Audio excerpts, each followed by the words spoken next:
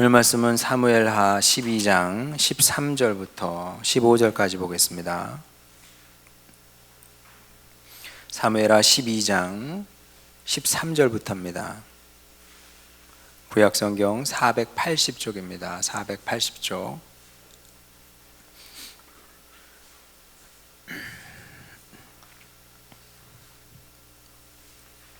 사무엘하 12장 13절부터입니다. 제가 봉독합니다. 다윗이 나단에게 이르되 내가 여호와께 죄를 범하였노라 하매 나단이 다윗에게 말하되 여호와께서도 당신의 죄를 사하셨나니 당신이 죽지 아니하려니와 이 일로 말미암아 여호와의 원수가 크게 비방할 거리를 얻게 하였으니 당신이 낳은 아이가 반드시 죽으리이다 하고 나단이 자기 집으로 돌아가니라. 아멘. 성경은 하나님을 아버지라 이렇게 고백을 합니다. 우리는 뭐 당연한 것이라고 생각을 하죠. 그럼 뭐 하나님이 아버지지 그럼 뭐냐. 그런데 성경을 기록한 분들은 고민을 많이 했을지도 모릅니다. 뭔가 아쉬움이 있죠. 하나님을 아버지라고 부르는 것에 대해서 아쉬움이 분명히 있었을 겁니다. 더 적절한 말을 찾고 싶은데 없는 거죠. 하나님 보이지 않기 때문에 비유할 만한 이 말을 찾아야 되거든요. 근데 아버지 말고는 없어요. 어머니 있지 않느냐, 엄마. 엄마가 훨씬 더 적절한 표현이긴 하죠. 근데 여러분 한번 불러보세요. 하나님 엄마. 좀 이상하죠? 하나님 어머니. 그것도 이상하고. 특히 고대 근동에서는 여성은 남성의 그 재산 정도의 의미였습니다. 그러니까 사람 취급을 받지 못했어요. 사실은 그 당시에는. 그렇기 때문에 더더욱이 하나님 어머니라고 부르기는 현실적으로 불가능했죠. 그 당시 시대적 이제 한계 때문에. 지금은 뭐 좀 지금 만약에 성경을 새로 기록을 한다면은 하나님 어머니라고도 해도 관계 없을 것 같은데, 하여간 그 옛날에는 이제 불가능한 일이었다. 그래서 이제 다른 선택의 여지가 없이 하나님 아버지라고 고백할 수밖에 없었는데, 왜냐하면 세상의 많은 말들 중에서 그나마 아버지가 우리가 경험할 수 있는, 우리가 세상살이를 하면서 경험할 수 있는 가장 따뜻한 사랑의 말이기 때문에 그렇습니다. 그거 말고 하나님의 사랑을 뭐 어떻게 뭐 어디다 갖다 대겠어요. 없거든요. 그래서 하나님 아버지라고 이제 부르게 된 건데, 그래도 어쩔 수 없이 아쉬움은 남습니다. 왜냐하면 세상에 부족한 아버지도 꽤 되거든요. 알코올 중독 아버지.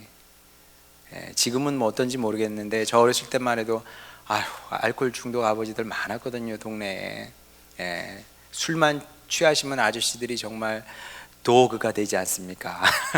정말 멀쩡했던 사람이 도그가 돼서 행패 부리고 막 그러거든요. 아니면 폭력적인 아버지도 있고요.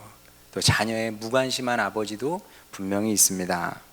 그래서 우리가 이제 사람들을 만나보면 실제로 아버지에 대한 상처의 기억을 가진 사람이 꽤 됩니다. 물론 이제 어머니에 대한 상처의 기억을 가진 사람도 있습니다만은 아버지에 대한 상처의 기억을 가진 사람이 더 많죠. 이런 경우에 하나님 아버지 그러면은 이게 울림이 별로 없겠죠, 당연히. 오히려 차라리 아버지란 말을 뺐으면 좋겠다. 그냥 하나님 잘 모르지만 그냥 하나님 처음부터 그냥 알아갔으면 좋겠어. 아버지라는 개념 말고 그냥 있는 그대로. 근데 사실 그건 불가능하죠. 하나님은 눈에 보이지 않기 때문에 어떤 비교 상대가 필요한 겁니다. 뭐가 있어야 되는데 뭐 아버지 말고 뭐가 있겠어요. 어찌 됐든 간에 아버지에 대한 상처를 가진 사람은 하나님 아버지 그러면 자칫 왜곡된 그 하나님 상을 갖게 될 수도 있는 겁니다. 하나님 아버지 그러면 눈물이 나는 게 아니라 수틀리면 막 주먹을 휘둘르던 아버지 생각이 나는 거죠. 술 먹고 그냥 연장 들고 와가지고 막 죽여 살려 했던 그 아버지 생각이 나는 겁니다. 그러면 이제 아버지에 대한 오해가, 하나님 아버지에 대한 오해가 생기겠죠. 하나님은 내가 조금만 잘못하면 너 뭐 잘못했냐? 이리 와. 일단 혼나고 보자. 매부터 맞자. 뭐 이런 분으로 오해하기 쉽다는 겁니다.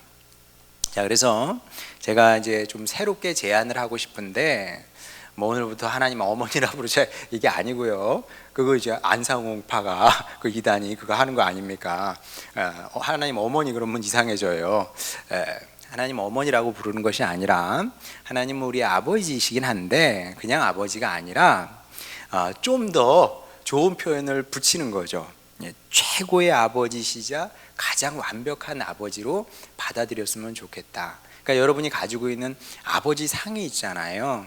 그 상에서 나쁜 부분은 다 제해버리는 거죠. 다 제해버리고 여러분이 가지고 있는 아버지 상 중에서도 거기다 최고급을, the most를 붙여서 아버지를 이해를 하는 겁니다. 그렇게 하나님을 이해하면 어떨까? 이제 그렇게 받아들이면 어떨까? 그런 생각을 하게 됐는데, 어쨌든 하나님은 세상의 아버지와 비슷하면서도 질적으로 다른 분이다. 하나님이 우리 육신의 아버지 같겠지? 그렇게 생각하면 안 돼요, 여러분. 질적으로 다른 겁니다. 질적으로 달라요. 가방이 다 같은 가방이 아니죠, 여러분. 차도 다 같은 차가 아닙니다. 질적인 차이가 있어요. 마찬가지로 육신의 아버지, 우리 육신의 아버지와 하나님 아버지는 질적으로 차이가 나는데, 그 차이라는 것은 뛰어넘을 수 없는 차이다. 그렇게 생각하면 될 것 같습니다. 실제로 세상 모든 아버지들은 예외 없이 흠도 있고요, 연약한 부분도 있게 마련입니다. 저도 마찬가지고요. 저희 아버지도 마찬가지고 여러분의 아버지도 마찬가지일 겁니다. 심지어 뭐 안타까움과 부끄러움으로 기억되는 부분도 있어요. 저희 아버지는 그런 게 없을까요? 그래도 목사의 아버지인데 왜 없겠어요, 여러분.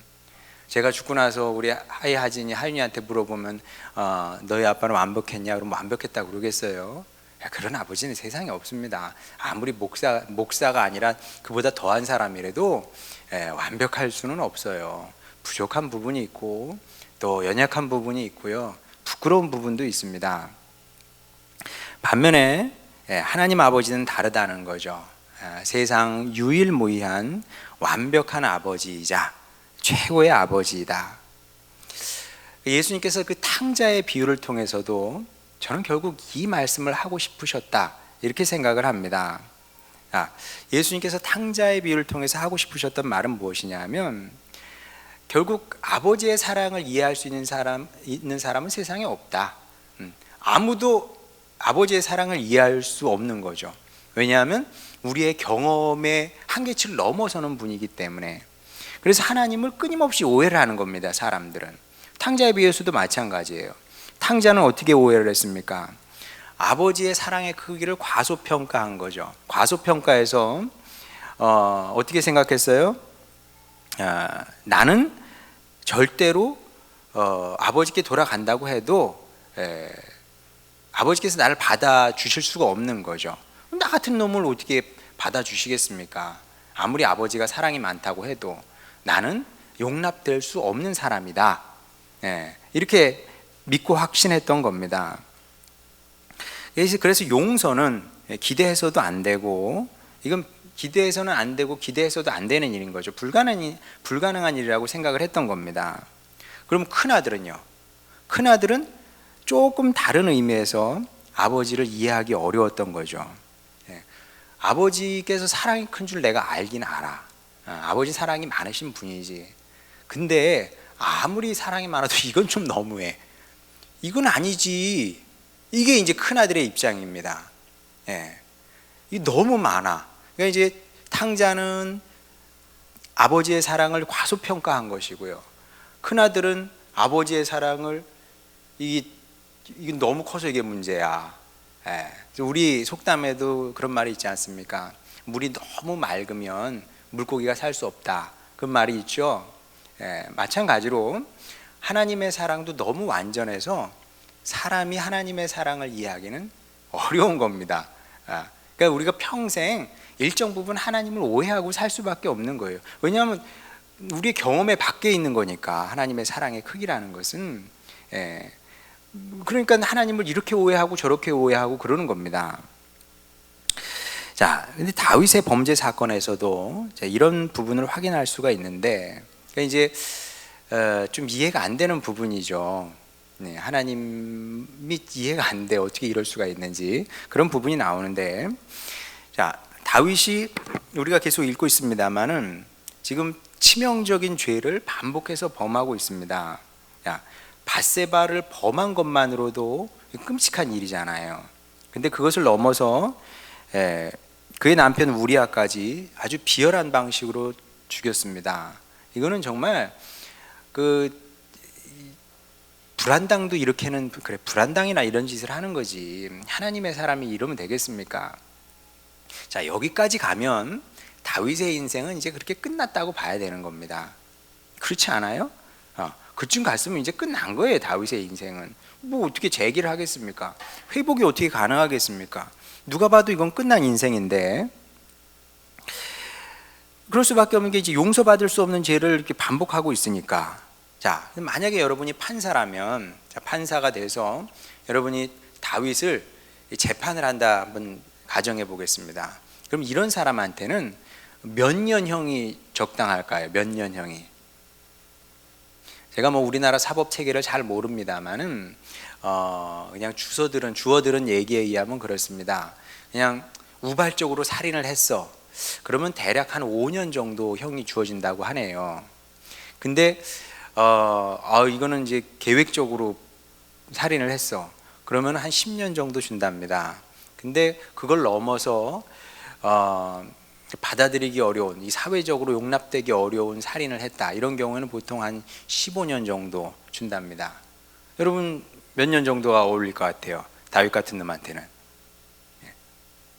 15년은 줘야죠. 5년은 너무 짧다. 15년 하자.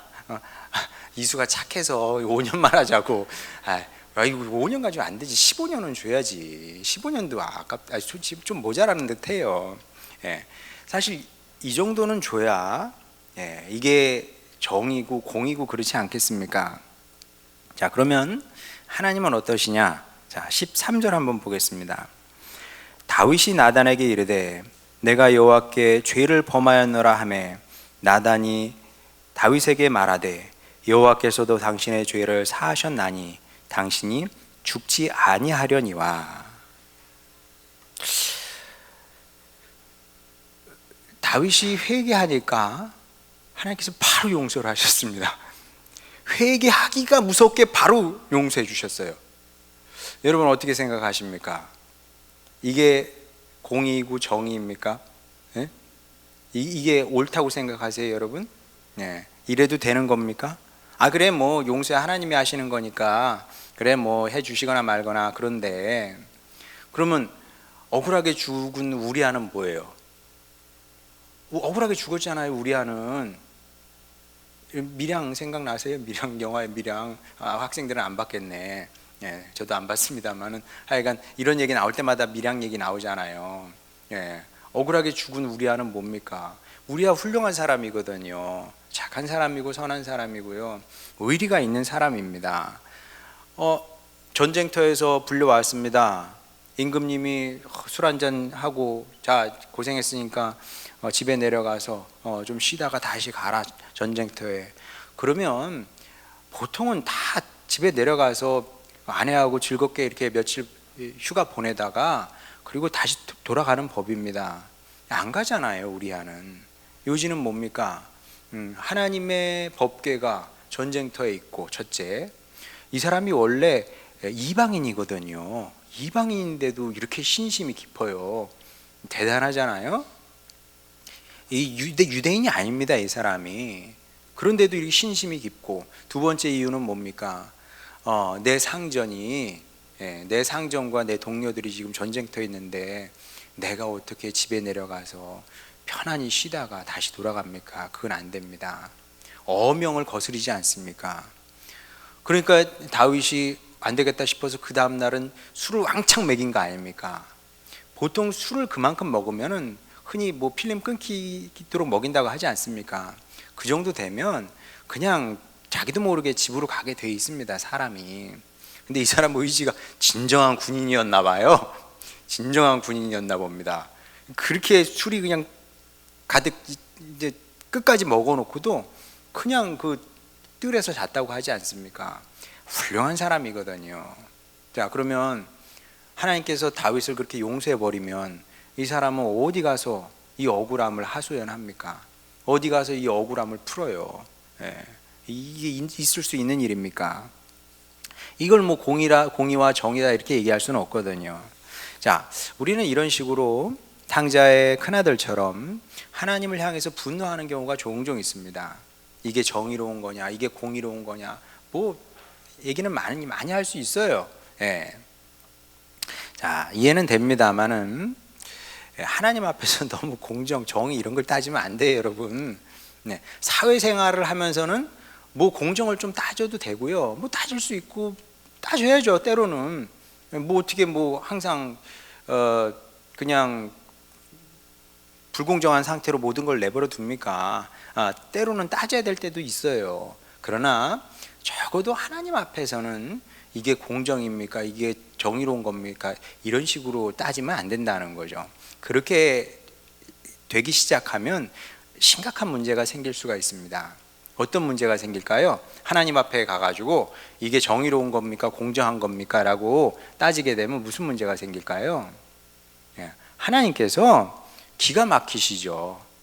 어처구니 없어 하십니다. 야, 너 지금 내 앞에서 공정, 정의 이런 거 지금 따지고 있는 거냐? 하나님께서 여러분에게 반문하고 싶으실지도 모릅니다. 어떻게 반문하실까요? 여러분이 공정, 정의, 이게 공정입니까? 정의입니까? 물어보면 하나님께서 여러분에게 뭐라고 질문하실 것 같아요? 그럼 내가 너에게 공정과 정의로 대해줄까? 여러분, 하나님께서 여러분에게 이렇게 물어보시면 여러분 뭐라고 대답하실 거예요? 공정하게 해주세요. 그럴 거예요? 그러지 마세요. 그럼 바로 죽어요. 진짜 농담하는 게 아니라 바로 죽어요. 네. 하나님께서 공정과 정의로 항상 우리 일을 다스리시면, 처리를 하시면 지금 여기 살아있을 수 있는 사람이 누가 있겠습니까? 자신 있어요, 여러분? 전 자신 없어요. 공정 필요 없습니다. 주님은 저는 은혜가 필요하지 공정은 필요 없어요. 하나님 앞에서는 공정을 요구할 것이 아니라 은혜를, 사랑을 구해야죠.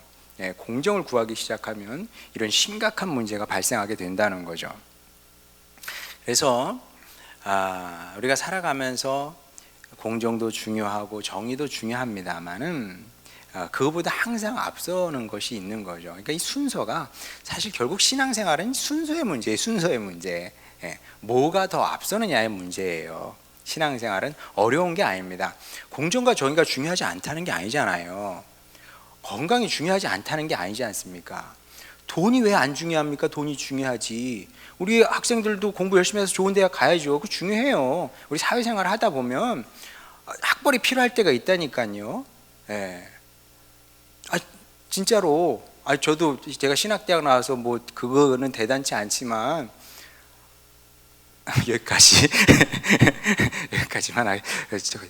원고에 없는 얘기 괜히 했다가 이게 좀 넘어가는 수가 있는데, 하여간 사람이 다 그런 거예요. 그러니까 저도 어디 가서 이게 되지 않는 이유가, 뭐 작은 교회 목사라도 뭐 그런 것도 없지 않아 있어요. 그러니까 우리가 사람이기 때문에 살아가는데 필요한 것들이 있다니까요. 그런 것들이 중요하지 않은 게 아니에요. 그러나 더 앞서는 게 있다니까요. 항상 더 앞서는 것이 있는 겁니다. 무슨 일을 할 때거나 아니면 가치의 문제거나 앞서는 게 있어요. 하나님이 앞서야 되고, 제일 앞에 와야 되고, 주님의 뜻이 앞서야 되는 것이고, 주님 기뻐하시는 일이 앞서야 되는 것이고, 뭐 정의, 공정보다 사랑이 앞서야 되는 것이고, 항상 정의와 공정보다는 사랑이 앞서야 된다니까요. 그리고 그게 당연한 겁니다. 특히 하나님과의 우리와의 관계에서는 더욱더 그래요. 가까운 사이일수록 더 그런 겁니다. 여러분, 세상에 어떤 부모가 자식이 죽을 죄를 지었어요. 무릎 꿇고 아버지 제가 잘못했습니다. 어머니 제가 잘못했습니다. 그럼 거기서 공정 정의 따질 겁니까? 예, 그런 부모는 없어요. 잘못했다는데 뭐 좀 마음은 상하고 마음은 속상하고 괴롭긴 하지만 그래도 어떻게 품어주고 안아주고 용서해주고 받아줘야죠. 뭐 그게 부모 아닙니까? 세상의 부모도 그런데 이게 인지상정인데 최고로 완벽한 하나님께서 회개하는 당신의 백성을, 자녀를 내치시겠냐는 겁니다. 예, 그럴 수 없는 겁니다. 하나님은 잘못했다는데 뭐 회개하는데 뭐 어떻게 내쳐요 하나님께서. 그래서 원론적으로 얘기하면 그렇습니다. 하나님 앞에서 용서받지 못할 죄는 없다. 이런 식으로 얘기하면요, 수업 시간에 학생들이 꼭 이렇게 좀 삐딱한 학생이 질문해요. 그러면 김일성도 회개하면 용서받을 수 있나요? 뭐 이렇게 질문하는 학생들이 또 간혹 있는데 대학에는 별 학생이 다 있으니까 그럼 제가 뭐라고 그럴까요? 이렇게 얘기를 해? 제가 하나님이 아니잖아요. 그거는 하나님의 주권에 달린 문제고 우리는 성경을 연구하는 사람으로서 하나님의 사랑을 이야기하는 사람으로 원론적으로 이렇게 얘기하는 것이고요. 용서를 하고 말고는 하나님의 주권에 달린 문제죠. 하여간 원론적으로는 그렇습니다. 하나님께서 감당 못하실 죄는 없다. 하나님께서 용서 못하실 죄는 없다. 관건은 우리에게 달린 거죠. 우리가 정말 진심으로 무릎 꿇고 회개하고 사죄를 하느냐, 그렇지 못하느냐에 달린 거지. 하나님의 사랑은 우리가 생각하는 것보다 훨씬 더 크고도 넓어서 우리의 모든 죄를 능히 품어내시고 또 용서하시고 씻어주시고 닦아주시는 분이 하나님이시다, 그런 거죠. 그리고 이것이 이제 성경이 그리는 하나님 아버지 상이다. 하나님은 이런 분이시다. 자, 여기까지 들었습니다. 자, 그러면 보통은 마음이 좀 가벼워지죠. 하나님께서 용서 못하시는 죄는 없구나. 회개하면 다 용서해 주시는 거구나. 그러면 우리가 죄를 지을 때 좀 더 가벼운 마음으로 이제 죄를 지을 수 있을 것 같아요. 그죠? 하나님 다 용서해 주시니까 잘못했다고만 하면 돼, 진심으로. 일단 죄를 짓고 보는 거지 뭐, 까짓거. 나 이거 진짜 하고 싶어. 죄인지 내가 알아. 큰 죄인지도 알겠어. 애따 질러버리고, 그리고 이제 그 다음 예배 와가지고 주여 잘못했습니다, 용서하여 주시옵소서, 이러면 되잖아요. 하나님 사랑이시니까 용서해 주시겠지 뭐. 자, 근데 이건 아니다. 왜 아니냐 하면, 그래 맞아요, 틀린 게 아닙니다. 그래도 되긴 해요. 하나님께서 용서해 주시겠죠 뭐. 자, 그러나 어리석은 짓이다. 우리 학생들 한번 따라해봐요. 그건 바보 같은 짓이다. 멍청이나 하는 짓이다. 그러면 안 돼요. 왜냐하면 14절 보겠습니다. 이 일로 말미암아 여호와의 원수가 크게 비방할 거리를 얻게 하였으니 당신이 낳은 아이가 반드시 죽으리이다 하고. 자, 죄를 짓고 회개하면 용서는 받습니다. 자, 그런데 죄는, 내가 지은 죄는 죄는 사함 받아요. 그러나 죄의 책은 남습니다. 영어로는 guilt라고 그러죠. 죄의 책은 남아요. 이 죄의 책은 뭐냐면, 쉽게 말하면 내가 죄를 씨를 뿌렸어. 하나님께서 그건 용서해 주시긴 했어요, 회개를 해서. 근데 그 죄가 그렇다고 해서 싹 없어지는 건 아니고요. 내가 뿌린 애가 자라서 열매를 맺어요. 그럼 그 열매를 누가 먹을까요? 따가지고 그 아는 사람 줄까요? 옆 사람, 내가 미워하는 사람 갖다 주면 될까요? 그게 아니고 여기서 진짜 공의가 나오는 겁니다. 여기서 진짜 공정이 나오는 거예요. 내가 뿌린 씨가 자라서 열매 맺잖아요. 그 열매는 내가 먹는 겁니다. 내가 먹어. 내가 먹어야만 하는 겁니다. 자, 뭐 이런 얘기는 굉장히 많죠.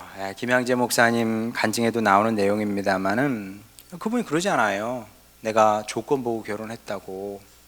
예. 그래 뭐 불신자라면은 조건 보고 결혼할 수 있고 뭐 그래도 됩니다. 아 이건 뭐 다 조건 보고 결혼하는 거지 그럼 뭐. 예. 자 그런데 성도가 하나님의 자녀가 조건을 1순위로 보고 결혼을 했어요. 자, 뭐 여기서도 동일합니다. 조건이 중요하지 않다는 게 아니에요. 예. 만약에 제가 이렇게 얘기를 하면 좀 거짓말쟁이죠. 예. 다 조건 보고 결혼해요. 그러나 첫 번째는 뭐겠어요? 첫 번째는 신앙의 기준이 있어야지. 신앙의 기준을 가지고 결혼을 하는 겁니다. 그리고 그게 되면은 또 다른 것들도 이렇게 봐도 되죠, 뭐. 예. 어떻게 안 보겠어요, 사람이.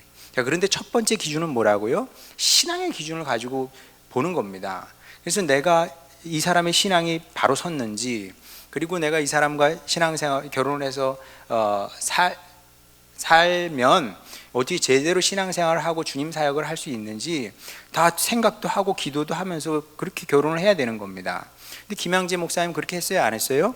그렇게 안 하셨다는 거예요. 1번이 그냥 세상적인 기준 보고 아, 이 사람하고 결혼하면 먹고는 살겠구나, 그렇게 해가지고 결혼을 했답니다. 그러면 그리고 나서 결혼을 했는데 이제 점점 이제 양심의 가책도 오고 뭐 이렇게 되는 거죠. 그래서 김양재 목사님이 그때는 평신도 아닙니까? 회개를 많이 했다 그래요. 하나님, 제가 잘못했습니다. 제가 주님 앞에 범죄했습니다. 그렇게 결혼하는 것이 아닌데 조건이 1순위라니 이게 웬 말입니까? 그렇게 간절히 회개를 했답니다. 하나님께서 용서하셨을까요? 안 하셨을까요? 그 정도 용서야 껌이지 뭐. 너무 쉬워 그 정도는. 지금 다윗도 용서하시는 마당에 이런 그 불안당 같은 사람도 용서하시는 마당에 결혼 그렇게 해가지고 한 걸 무슨 바로 용서해 주시죠. 우리 딸 예쁘다. 네가 알면 됐어. 이제 다시는 그러지 말아라. 다시는 그러지 말아라. 그 결혼 안 하시잖아요. 그쪽 남편분 돌아가시고 나서 다시는 결혼 안 하시고 쭉 혼자 사시는데 용서는 받았어요. 용서는 받았는데 문제는 뭐예요? 결혼 생활이 지옥 같았다고 하지 않습니까? 결혼 생활이 지옥이었대요. 제 얘기가 아니라 김양재 목사님 그러시지 않습니까? 결혼 생활이 너무 힘들고 고통스러웠다, 몹시 불행했다, 사는 게 아니었다, 이렇게 고백하지 않습니까? 뭐 김양재 목사님만 그렇게 했습니까? 사실 그런 요소가 우리 모두에게 다 있습니다. 저는 없을 것 같아요. 저도 있죠. 저에게도 그런 게 있죠. 돌아보면 부끄러운 기억이 뭐 한둘입니까? 저는 자주 생각한다니까요. 진짜 자주 생각을 합니다. 미친놈의 새끼, 그때 그래 왜 그랬는지 몰라. 어려서 그런가 보다. 그래서 저는 우리 아이들도 보면은 지금 아직 좀 부족한 면이 있지만은 나도 그렇게 하나님께서 시간 지나니까 고쳐주시고 보게 하신 것처럼 그렇게 하시겠지. 우리 자녀들도 마찬가지고요. 지금 아직은 좀 부족해서 그래. 우리 작은 딸도 시험 끝나고 와서 자고 있더라고. 그래서 시간 맞춰서 와라. 중간에 왔어. 정말 나이 들면 나아지겠죠? 나아지리라 믿습니다. 뭐 부끄러운 기억이 뭐 한둘이야 말이죠. 그래서 저는 정말 솔직히 뭐 교회가 뭐 엄청 잘 되고 막 이렇게 안 돼도 뭐 버림받지 않고 이나마 사역하는 것도 감사하고요. 그리고 제가 지금도 사실 장이 정상은 아니거든요. 저는 늘 이렇게 얘가 늘 이렇게 한 켠에 있어요. 제 생각이 한 켠에. 왜냐하면 좀 불쾌하거든요. 편안한 날이 별로 없어요. 뭔가 이 돌 같은 게 굴러다니는 느낌이 나고, 어떤 날은 정말 너무 힘들어가지고 이게 바늘 갖다가 이렇게 콕 찌르고 싶어요. 그래서 좀 빼고 싶어요. 이 안에 있는 가스를. 장이 안 좋아요.